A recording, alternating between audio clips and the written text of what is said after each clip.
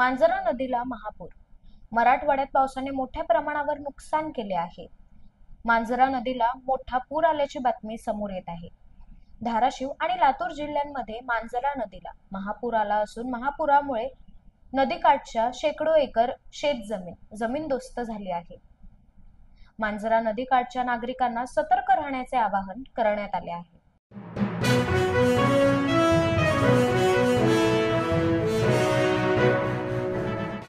उपमुख्यमंत्री अजित पवार बीड दौऱ्यावर. उपमुख्यमंत्री अजित पवार आज सकाळपासूनच बीडमध्ये पाहणी दौऱ्यावर आहेत. बीड जिल्ह्यात पूरस्थिती निर्माण झाल्यामुळे नागरिकांसह शेतकऱ्यांचे अतोनात नुकसान झाले आहे. उपमुख्यमंत्री व बीड जिल्ह्याचे पालकमंत्री अजित पवार यांनी बीड जिल्ह्यातील नुकसानग्रस्त भागांची पाहणी केली व नुकसानग्रस्त शेतकऱ्यांशी संवाद देखील साधला व त्यांना मदतीचे आश्वासन दिले.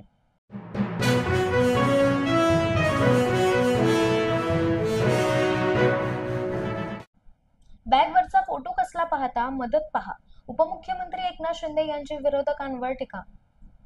मदत किटवर उपमुख्यमंत्री एकनाथ शिंदे आणि मंत्री प्रताप सरनाईक यांच्या फोटोवर चर्चेंना उधाण. खासदार संजय राऊत यांनी टीका केल्यानंतर उपमुख्यमंत्री एकनाथ शिंदे यांनी थेट विरोधकांवर निशाणा साधला आहे. विरोधकांनी कधी कोणाला मदत केली आहे का? बॅगवरचा फोटो कसला पाहता मदत पहा. उपमुख्यमंत्री एकनाथ शिंदे यांची घणाघाती टीका.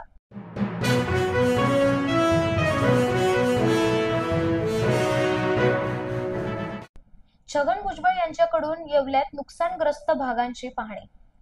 मंत्री छगन भुजबळ यांनी प्रत्यक्ष जाऊन येवला तालुक्यातील काही भागात झालेल्या नुकसानीचा आढावा व माहिती घेत आहेत.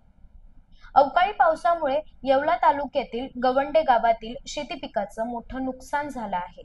मंत्री छगन भुजबळ यांनी नुकसानग्रस्त भागांची पाहणी केली व नागरिकांशी संवाद देखील साधला.